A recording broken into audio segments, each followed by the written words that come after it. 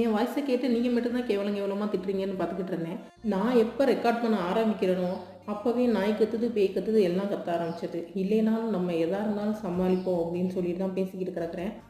வீட்டில் சோறாக்குறது தான் பெரிய கஷ்டம்னு பார்த்தா அதை எல்லாரையும் சாப்பிட வைக்கிறது அதை விட பெரிய கஷ்டம். அதுவும் நான் சமைச்சேன்னா யாருமே சாப்பிட மாட்டேன்னு ஓடிடுறீங்க. அதே மாதிரி தான் இன்றைக்கும் ரசம் வச்சு இந்த புளி கத்திரிக்காய் செஞ்சுருவோம் அப்படின்னு சொல்லிட்டு சுட ஆரம்பித்தா எல்லாரும் எனக்கு வேணாம் உனக்கு மட்டும் செஞ்சுக்கோ அப்படின்னு சொல்லிட்டாங்க. சரின்னு சொல்லிட்டு எனக்கு மட்டும் 2 கத்திரிக்காய் எடுத்து தக்காளியும் போட்டு சுட ஆரம்பிச்சிட்டேன். அவங்க எல்லாருமே கத்திரிக்காய் கிரேவி பண்ணிக்கிறோம் அப்படிங்கிற மாதிரி சொல்லிட்டாங்க. கூடவே சண்டே சிக்கன் வாங்கினப்போ கொஞ்சம் எடுத்து வச்சுருந்தேன் ஃப்ரிட்ஜுக்குள்ளே. அதை வச்சு கொஞ்சம் கிரேவி மட்டும் பண்ணிக்கிடுவோம் அப்படிங்கிற மாதிரி முடிவு பண்ணி அதை மட்டும் கொதிக்க வச்சுக்கிட்டேன். இங்கிட்டு பார்த்தா இது சரியான சூடு.